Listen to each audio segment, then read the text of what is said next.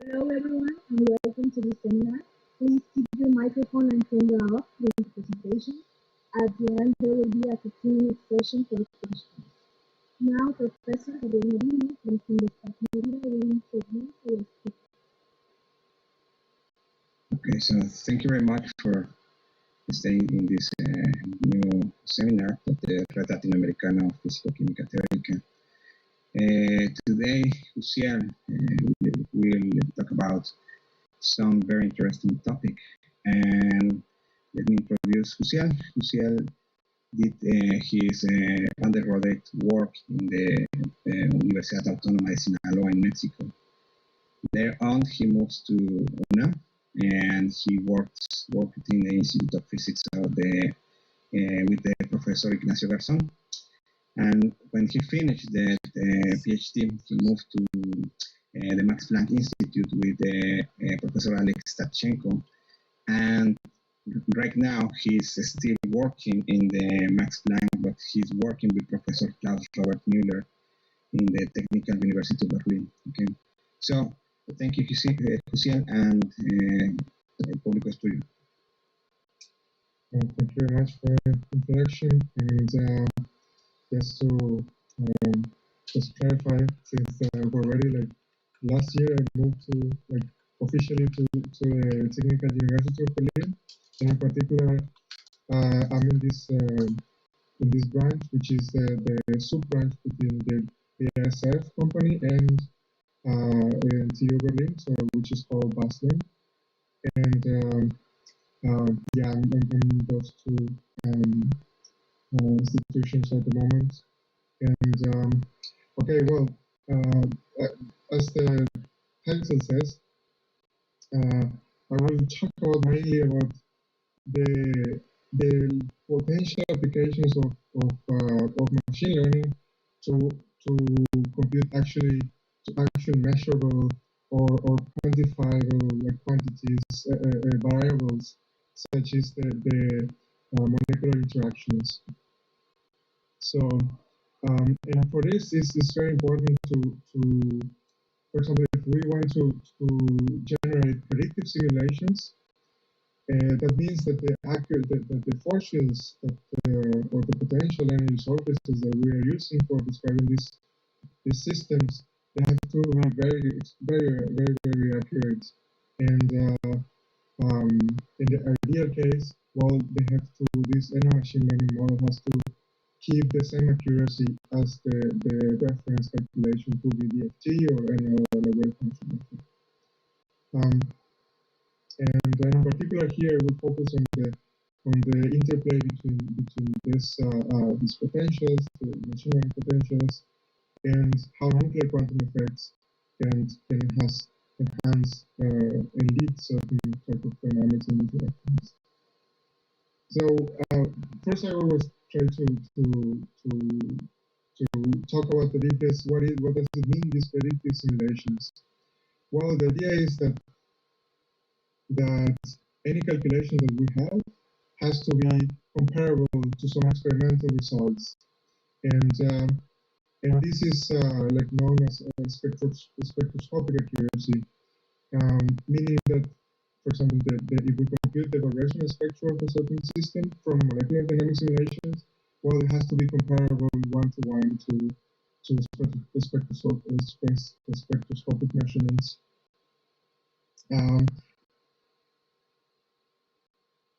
First, this include certain physical variables such as the temperature. The simulations are long enough to capture all to sample properly the potential energy surface, and of course, what has been ignored for many years, which are the nuclear quantum effects. And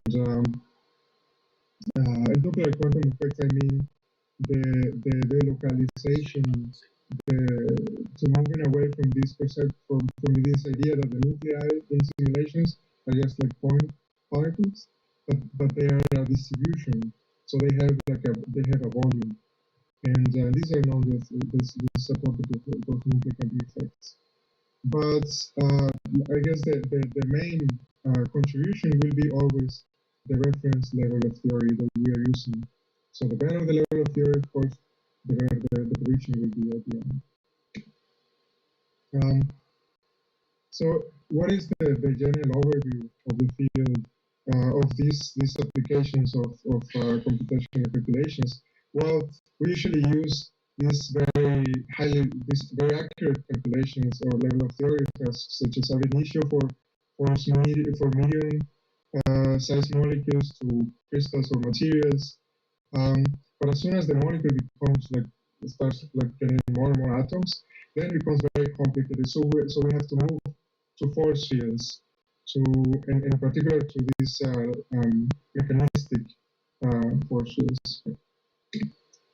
But well, another thing is that if we want to perform, just keep the ab initio calculations, well, we have this diagram that is like the horror, because then the more accurate we want to get, of course, there is a penalty in the calculations and the computational cost. And let's say we want to just keep the gold standard, which is CCSDT or parenthesis T. Depending on your computer, of course, can take between hours and days for a single point calculation of energies and forces.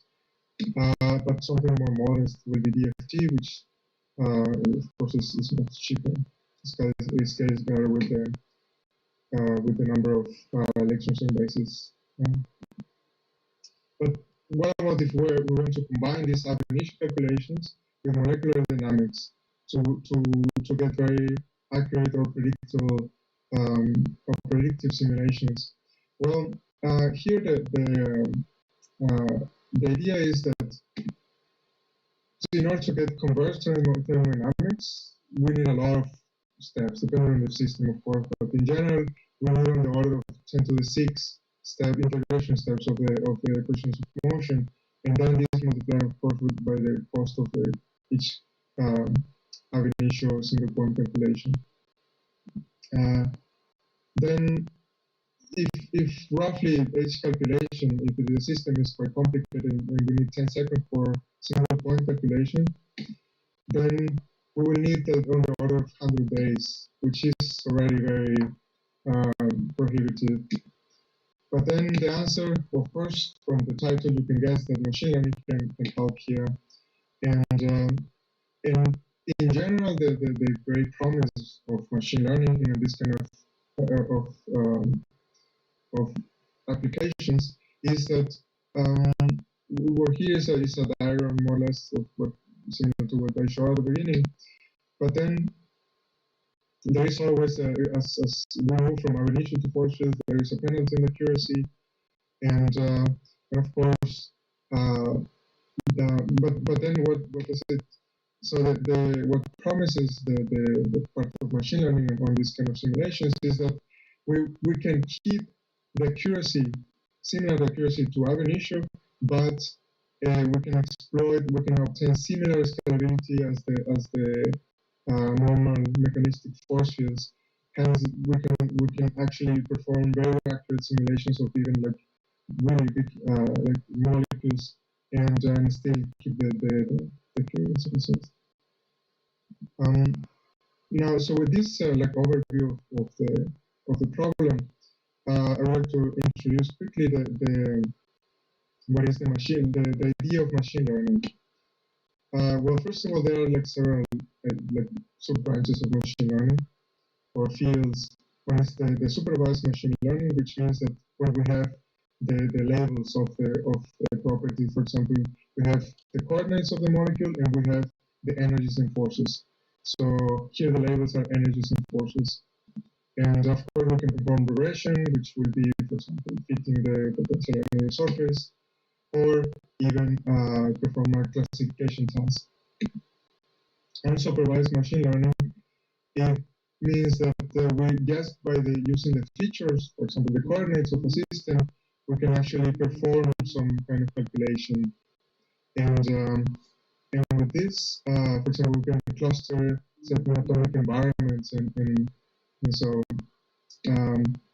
another kind of like unsupervised machine learning is dimensionality reduction. For example, here we can see that this, even though the cloud is in 3D, we see clearly that this thing lives in actually in 2D, and so this is so we can reduce the problem by lowering the dimension.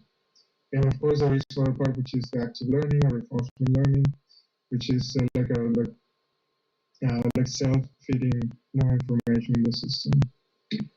So what does it mean to learn? Okay, well, just assume that we have a general function, and this function depends on the variable x, but also depends on parameters.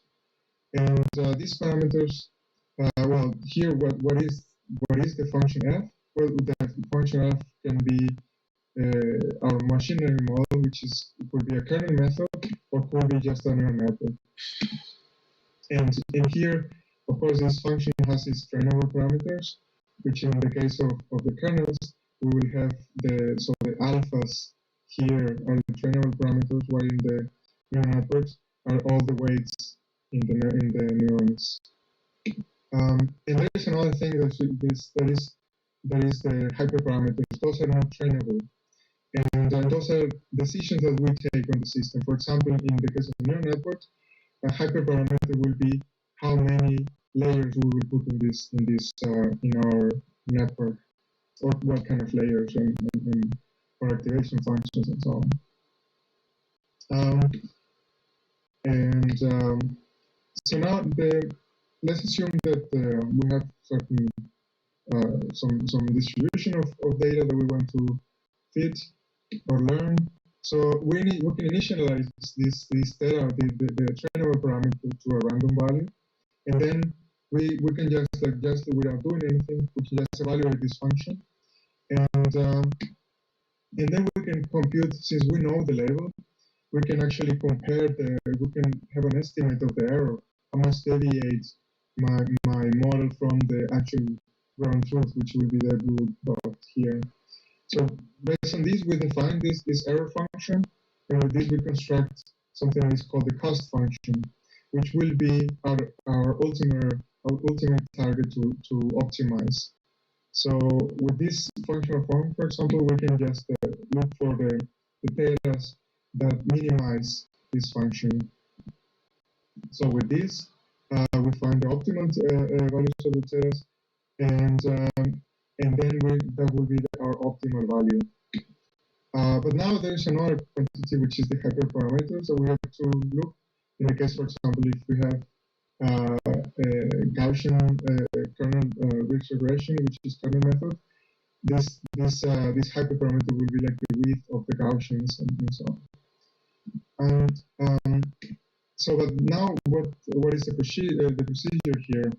Well, we have to first, once we have our database, we have to divide it into chunks.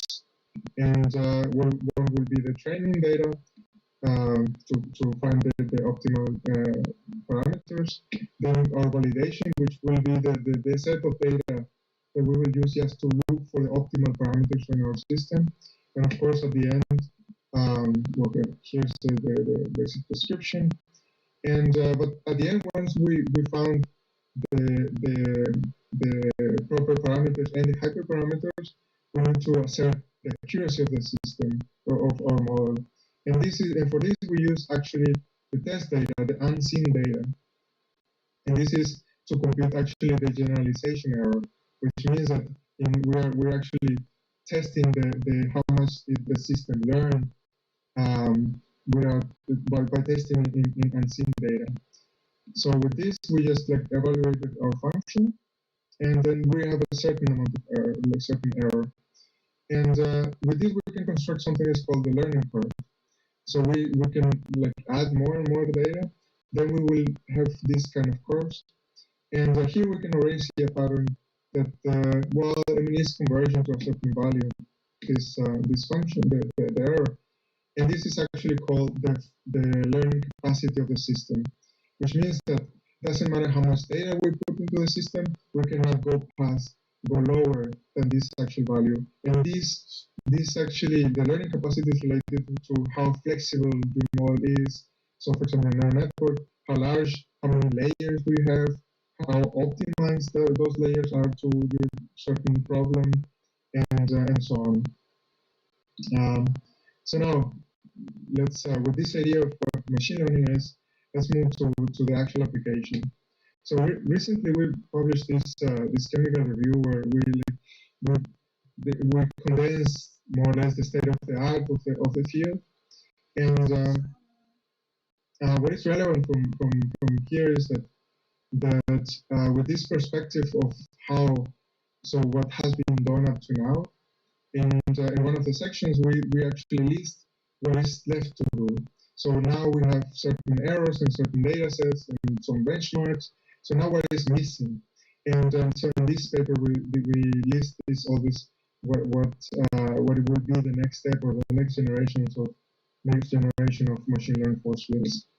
And in general, we have by now we have models that actually are very good at reconstructing small molecules, materials, and even proteins. Like really nice force field for really big systems are on the way. So learning force fields.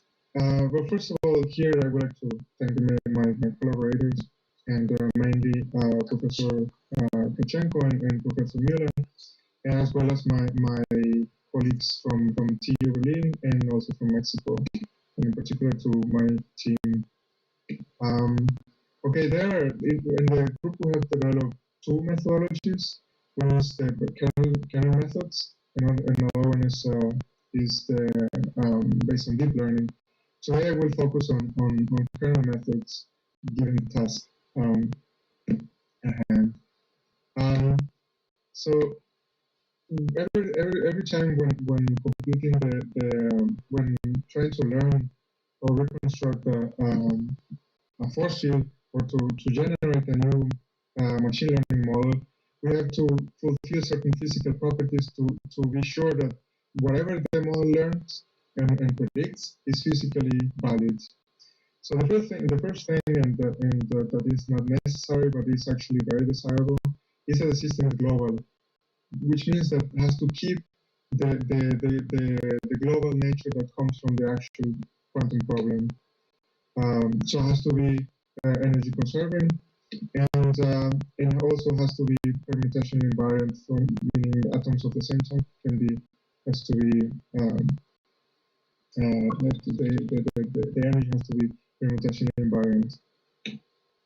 So computational requirements, of course, has to be very efficient and accurate, has to be really fast to actually give profit from this methodology, as well as we have to be confident on the results that we get from this machine learning model. And here, kernel methods are the best tool that we have. So very quickly, the method that I will talk about today is called gradient domain machine learning, which is basically we're reconstructing not the potential energy surface itself, we're reconstructing the force field, and the energy then we get them later by integrating analytically the force field. Basically, what this kind of model what consists of is just we have the molecule in 3D space. We have to translate this coordinates to something that the machine can understand, which is called a descriptor. And then with this descriptor, we construct something that is called the kernel. And then the kernel is just a measure of similarity between different objects. And this is the actual normal equation that we solve. Like here, the kernel is a tensor. And but we have to impose, as I said in the previous slide, we have to impose this energy conservation. So this is done by imposing a kernel that is actually the Hessian of another kernel. And with this is actually the functional form that we have at the end. And but then this kind of methodology has one problem, that is not symmetric. So then we can symmetrize. Well, first of all, let's look at what are the relevant symmetries in the system. Well, the relevant symmetries here are, for example, the point group of the molecule, but also the fluxional groups of the molecule, which mean those, as is here in the case of taurine, this rotor, this free rotor that it has, and so these are the two types of symmetries that we will consider. And this is always very annoying because you have to know how to compute them and then translate it into the software. But here we don't have to worry about we have developed a methodology that automatically from the data extracts the point group and the fluxional symmetries of the system by first something is called bipartite matching, which is basically look for all the permutations that minimize the distance between between two configurations. And then, since those are not unique, then we do something that is called permutation synchronization to close the group. So with this, once we have the full group, the symmetry group of the system, we can symmetrize our model by this piece here, and then this is what actually we actually learn. And then we recover the energies by simply integrating analytically this formula, and here's the potential energy surface. So here the advantage is that we can use very little, so what I call a handful of training points, but because of the symmetrization that is going on in the kernel, and by including these permutations, we actually train effectively in a much larger training data set, and which also symmetrizes the system. So now so the accuracy for a couple of years we already got the state of the art accuracy. Now the field has moved on a bit, but we're trying to keep this accuracy. And well, first of all, how do we train this thing? Well, first of all, we have some MD trajectory of whatever system. So we take the trajectory, we subsample it. So we take a lot of snapshots of the trajectory. From this, we obtain the symmetries. Then we use the training points and the symmetries to solve the system. From here, we find the alphas, we integrate, we get the potential in the surface. And then with this potential in the surface, we can compute whatever properties that we're interested in. Here is some side effect that we found, and I found it very interesting. So we just let's say we assume we train our machine learning model or SDML on DFT data, and we get certain errors. Whatever these errors are actually state of the art. But we were actually not interested in running simulations with DFT data, but to run simulations on copy cluster data. So something very curious that we found is that as soon as we go to DFT we move from DFT to copy cluster, using the exact same points but with different labels, meaning different the labels, the energies from copy cluster and forces from copy cluster. The learning problem is actually much easier, meaning that this is reflected in the sense that the errors are much lower, and this actually supports something is called this is a hypothesis that if we increase the correlation, I mean this is of course by no means accurate, it's just a pictorial representation, but gives the idea that the more correlation we include in the system, the surface becomes smoother, and here we can actually have evidence of evidence of this by the predicting errors without changing the training data points. Now, as it says in the title, I'm interested in running simulation, but including the nuclear quantum effects of the system.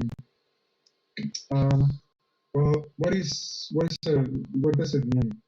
Okay, well, in normal classical molecular dynamics, we just assume that our nuclei are just like point particles, and these point particles they move on the potential linear surface, or in the phase space in this case. But as we know from the actual Schrodinger equation, well, I mean the nuclei is also a wave, or is a day represented by a density. Um, so there's certain approximations. So in this case, we use something that is called the path integral molecular dynamics, which is based on path integrals.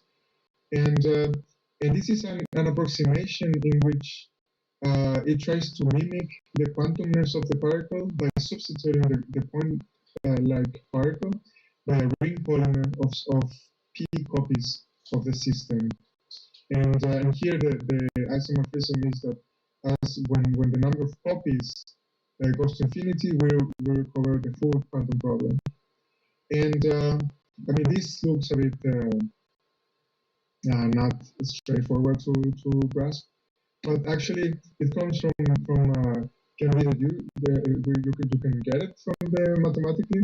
You can just take the partition function for a quantum particle, and by doing algebra, you can transform into you can like massage it and then get this expression in which here the Hamiltonian the Hamiltonian you have to sample now, what you have to use is actually the one of a ring polymer with an infinite number of beats basically in the ring polymer.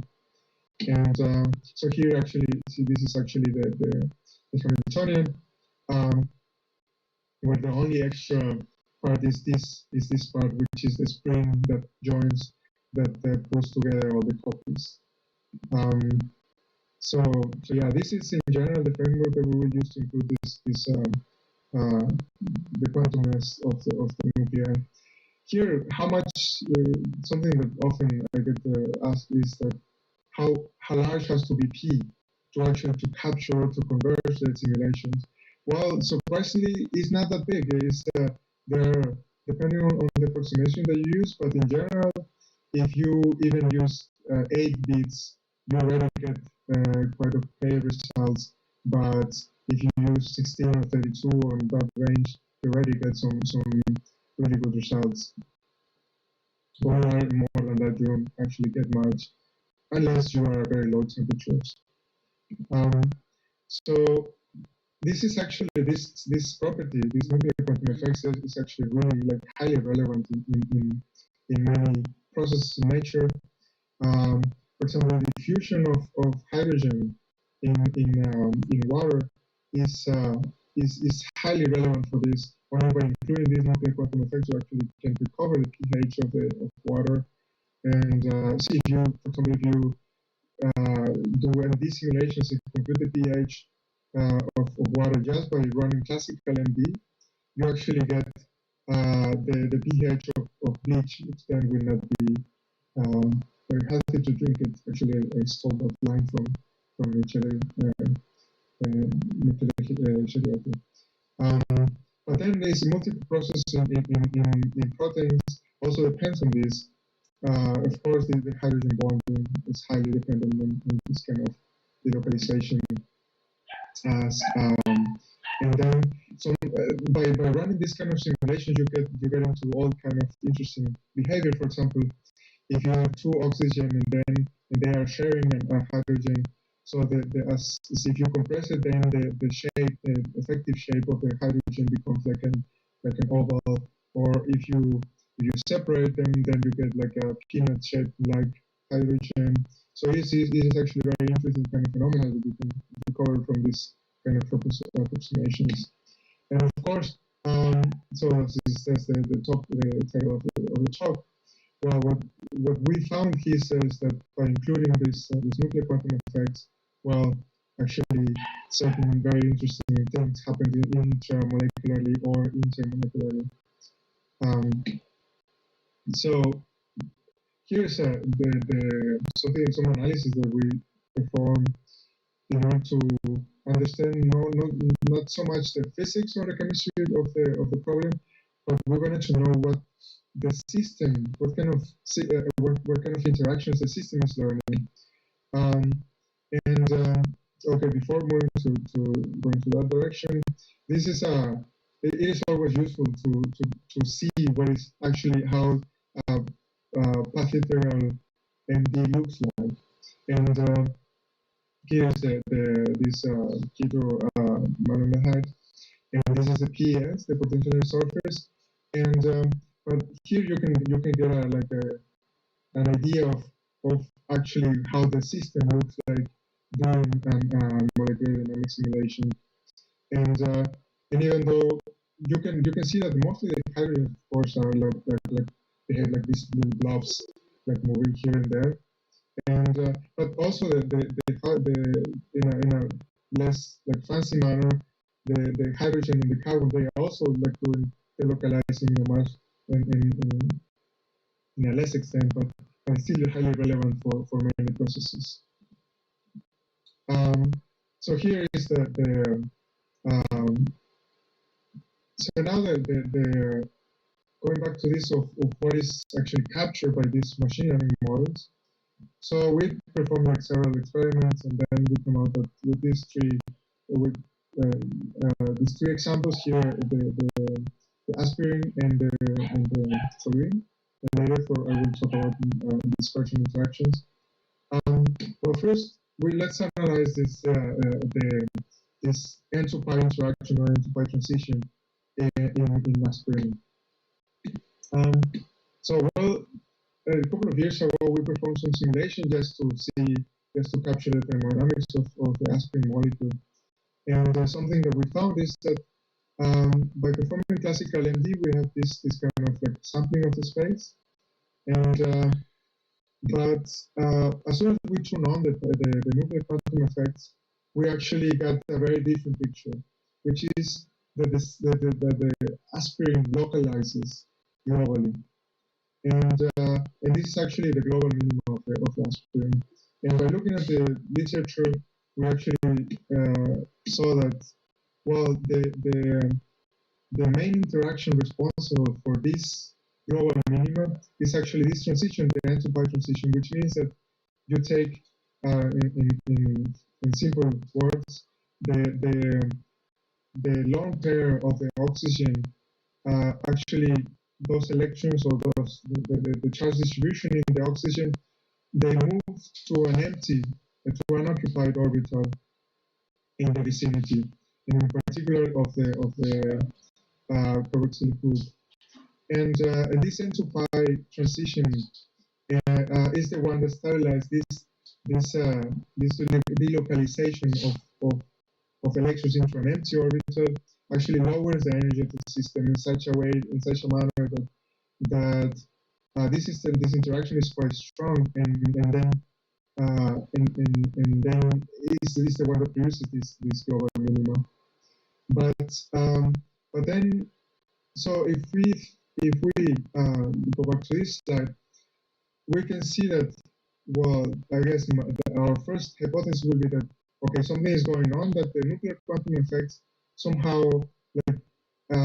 promote this kind of interaction, because then this entropy localization or transition becomes stronger, and that's why the system localizes. So to prove this hypothesis, what we did is to take the part of the trajectories that belong to this minimum, and then we subsample and then perform on the order of 1,000 calculations of these single point configurations in this region of the space, and then we perform a natural bond orbital analysis to find how much energy are we gaining from this particular transition, electron transition. And actually, it's very interesting because because of the nuclear delocalization, the oxygen and the carbon, they get together like they get closer than the case of classical MD. But then, so here's something that we estimated is that the linear dependence of so what is the functional form with the distance, the interatomic distance of this interaction? And we found out this actually a very like harsh interaction is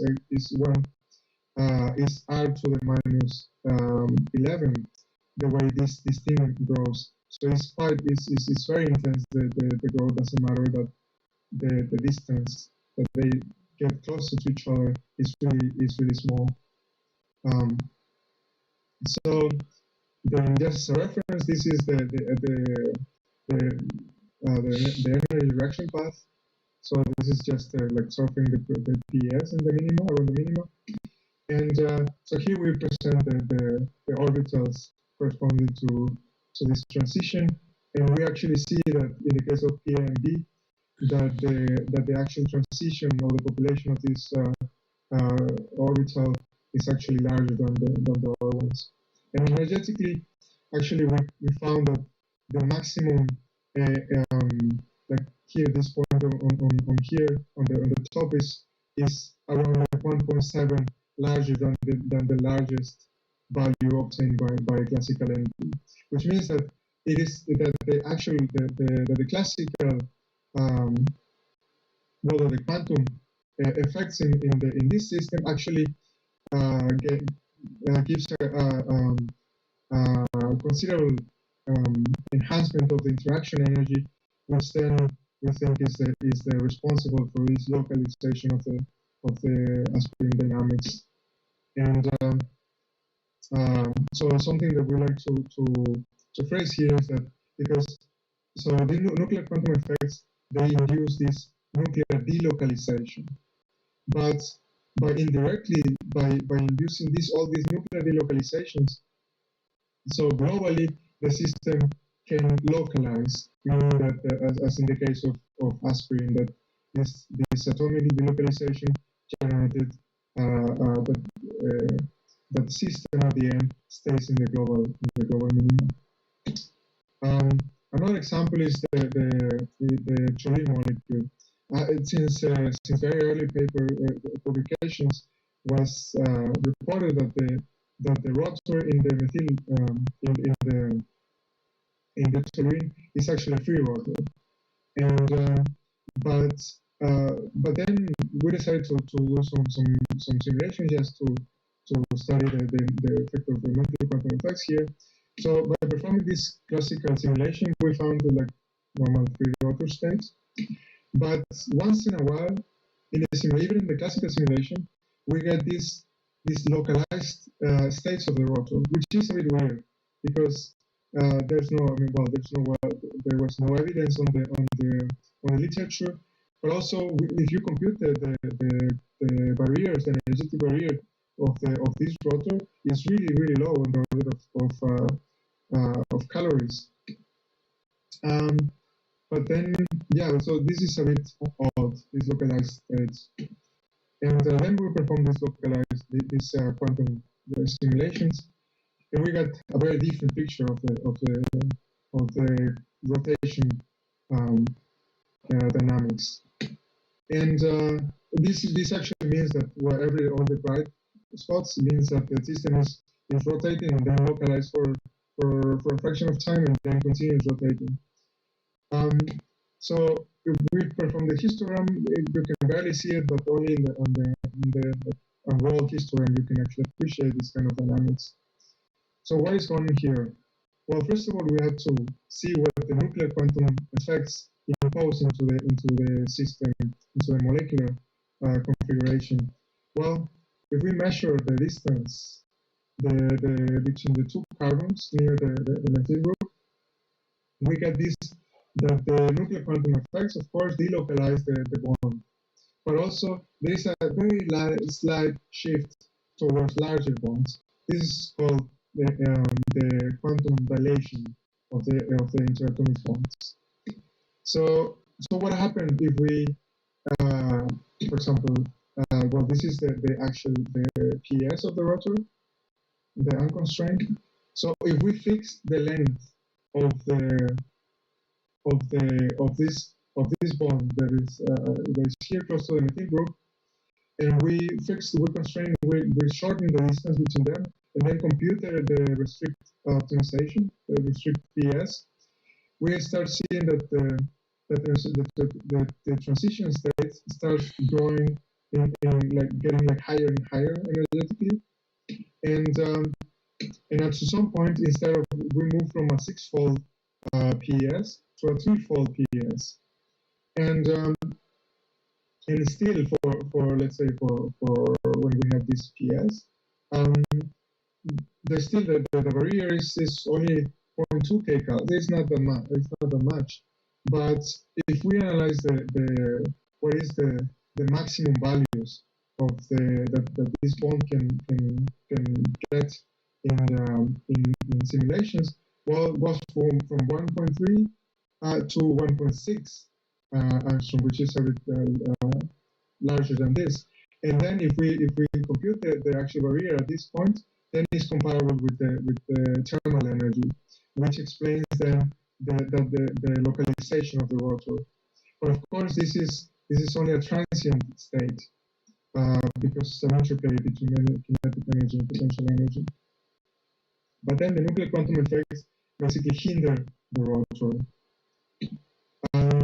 So now I only talk about I only have 2 minutes left, but I will make it quickly here. So the idea here is in those examples is that we were analyzing only intramolecular interactions or effects. But actually, the nuclear quantum effects, they also affect the dispersion interactions or non-bonded interactions. For example, we have like a pair of benzene molecules interacting. So if we take one of the normal approaches, which is these pair interactions, pairwise van der Waals with the C6 coefficients. So we know that the intensity of the interaction will depend on this C6 coefficient of the let's say the interacting fragments. But then this C6 coefficient, according to the Casimir-Polder formula, depends on the polarizability of the fragments. But then the polarizability of the components of the fragments is proportional to the volume of the system of the electronic cloud to some power. And it was recently reported that it's actually 7 to the 7/3. But here the point is that if somehow the volume changes, the volume of the electronic cloud changes, then the interaction has to increase because all this chain of events. And then so here what I want to say is that the larger becomes the molecule, the more intense becomes the interaction. So there is something that, as I mentioned before, there is something that's called the nuclear quantum atomic dilation, which just by including nuclear quantum effects, there is a change in the effective volume of the molecule. Well, because this effect happens, well, if we analyze the potential energy surface of the benzene dimer, we can actually see that there is a considerable change in the interactions at room temperature, even in the case of the parallel displays, we actually get up to 20% of the energetic interaction. So with this, I would like to conclude and just briefly recap what I presented, that nuclear quantum effects can actually enhance intramolecular interactions in general, which then have the consequences on the actual dynamics of the system, and but also not only on the bonded interaction, but also on interactions such as van der Waals, which is actually a quite new result. And of course, as you can guess, van der Waals is everywhere. So this is actually also happening in molecules interacting with surfaces. And so we just quickly, we have developed a new method that we are about to publish, but now we go to materials. And with this, I would like to thank you for your attention, and I'm ready for questions. Thank you very much, Huziel. Now we will move on to the question session. We have 15 minutes. For that, please click the raise hand button, which is in the participants window. Then I will let you know when to turn to ask. Another way is to let us know through the chat. Finally, people who is watching us on YouTube is also able to ask questions through the chat box. So, Tomás Rocha, please go ahead. Yeah, thank you for the nice talk. if I understood correctly, you said that these nuclear quantum effects, they just hinder the rotor, the rotation in in these molecules that you examined. That's correct. That was one of the messages, right? Yeah. Yes. Okay. I was just wondering because there are this system in solid state that they are these rotors. Do you think that you can exploit these tools to investigate these rotations in solid state? There are relevant fluorescence and you know some kind of that stuff. Yeah, sure. I mean, well, something I didn't mention is that all the simulations I presented here were only possible because of the machine learning model that we are using. And in going to, answering your question, we now have this new method which is called BDML, which is basically an extension of the model that we have now, this HCDML, to solid to periodic systems. And yeah, I mean, as long as we can gather data from the system of interest, yeah, sure, we can learn the force field and then run this kind of simulation. We have done it for some this benzene interacting with graphene, diffusion of hydrogen in certain materials. So we can perform those simulations too. Okay, thank you.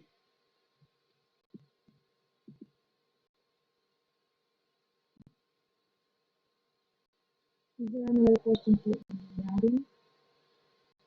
I have a question. I have many questions, so it's a very, very nice work. So we are studying some hydrogen bottles, and your papers change everything because in many cases we are thinking that the molecules are classical free rotors, but they are using some classical methods. So if I understand correctly, so we need to revisit many of them and try to check using these new methodologies if they are really free rotors or hydrogen rotors. So, but there are some experimental evidence for that because I remember that these hydrogen rotors has a very long history, and in many cases it's not so easy to define if it's a free rotor or a localized rotor. Yeah. So when we were checking the reference for this work, there are experiments in particular this on Turin that go back to the 60s, and then they have actually even those years they had already quite accurate models for experimental settings. But the problem was always that the problem that from the data they collect from the experiment, they fit certain potential with a certain functional form. Then they somehow they bias what the results because they are assuming that this will be like a six-fold potential on the surface, and then they force, let's say, to get these barriers, these energetic barriers, based on this model. So that is one like line of interpretation that I think has to be revisited, as you said, and because the thing is that as I showed actually from this slide is, I mean, what it says is that even in the classical case, I mean, the nature of the rotor is not straightforward. So we have to more like move in on the direction of try to understand the actual dynamical phenomena and not only the statical parts of it. And what about another non-classical system like CH5 plus? So do you think that your methodology is able to understand this very complicated potential surface? Well, that is actually a very that is always the problem with because so something I did mention is that so this approximation is valid as long as the bits in the ring polymers of different atoms they don't get so close, because then we run into the problem of exchange. And in the case of the CH5, is that in many cases the hydrogens they get very very close once you include the nuclear quantum effects, and then the system is not reliable anymore. So for this, I mean, there are people that is working on path integral based methodologies that also include this exchange, and the toy model is this one, this the one we mentioned. Okay, so thank you. Now it's a turn of Ariane. Okay, hi, thank you. Great presentation. I like the introduction. It was very simple and clear. I have a lot of questions. I can't spend the whole night here, but I'll try to be quick. So I was thinking, how do you parameterize, what's the difference between your training sets for machine learning for potential and your test sets? For instance, for your simulations with the benzene and the surface, what did you use to train the model?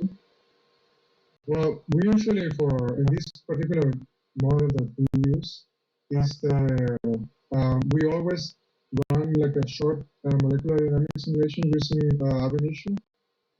Let's say even with, depending on the system, of course, but if you manage to get 10,000 steps for this case of the benzene and graphene, that is more than enough, because actually this for training the benzene and graphene we only need 30 training points, so that's enough.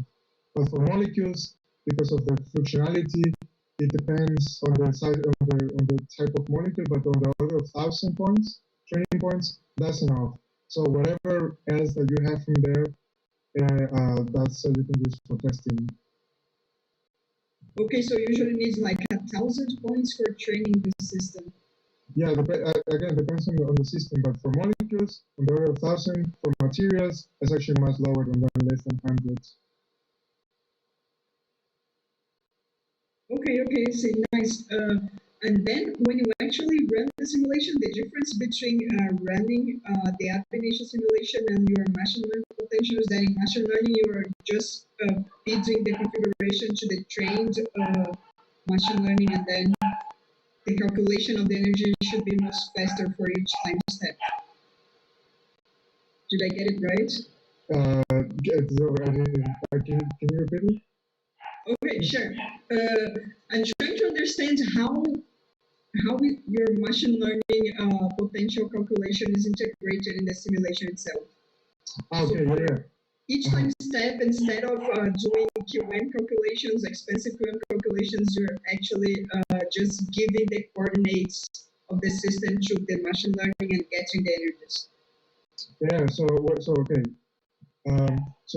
So actually, we get, once the model is trained, we get rid of the ab initio calculation, and then we just run so we use the potential energy sockets that we learned, and we just couple it with basically with the MD that we want to run. So it always uses the basically from your velocity per layer algorithm. You give the positions to the machine learning force field, and then it gets you back the energies and forces, and then you do all the cycling basically. Okay, so the inputs are the coordinates of the system, and can it be used for proteins? And what is needed to make it useful for big system like proteins? So this model in particular we have here is let's say like optimal for either periodic systems or not so big molecules. Although I mean not so big meaning less than 400 atoms. But so we have plans to generate another version of this, which is based on fragments. But I guess for really big sizes, it is better to use other approaches that are like not global, so are atom based. For example, neural networks. So neural networks, actually, well, I mean, it's not, I didn't put it here, but one of the guys in our group just before we developed something that is called a FET, which is a force field based on neural networks. But now there's a new one that is called SpookyNet. So this one is already in the archive. It's by Oliver Unke. And in this one, it's actually basically the state-of-the-art neural network for describing molecular systems. And in particular, this one will be very good for really large systems such as proteins. Well, proteins, molar-side proteins, I mean. All right, thank you. Jose Mendoza has a question.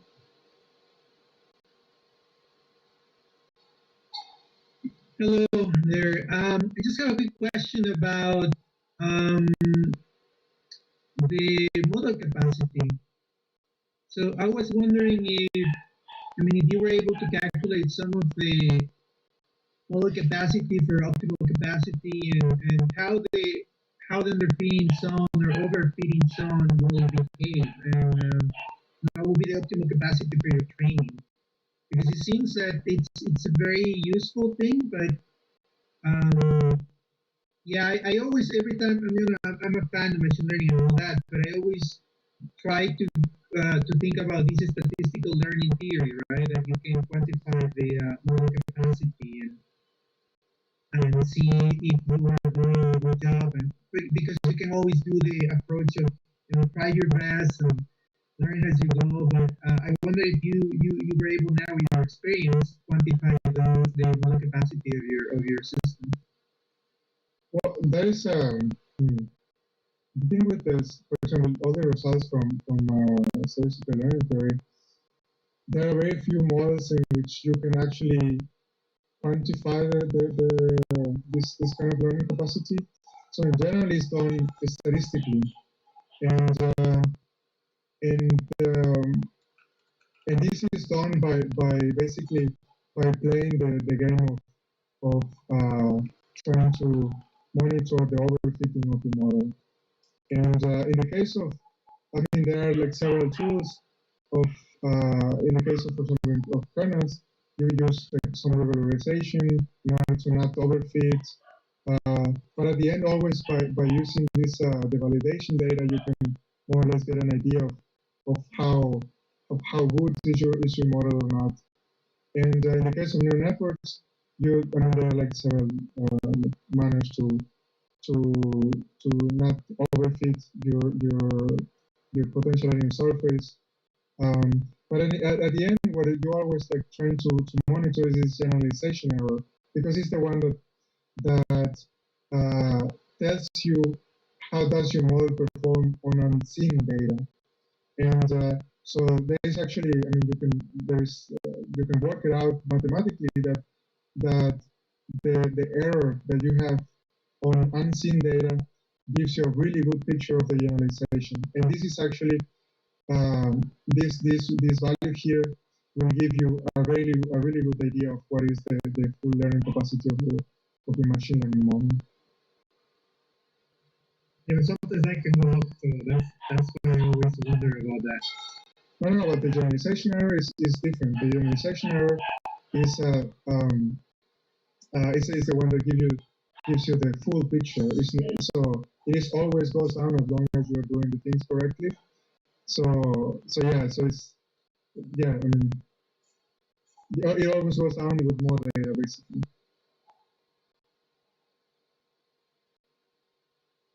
Thank you. We have time left for one more question.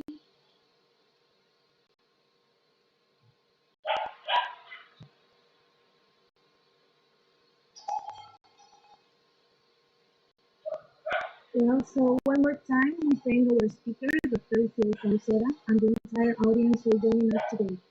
Remember that we will have a webinar in 2 weeks. All information will be available in our social media. See you soon, and thank you all again. Thank you. Yeah, thanks.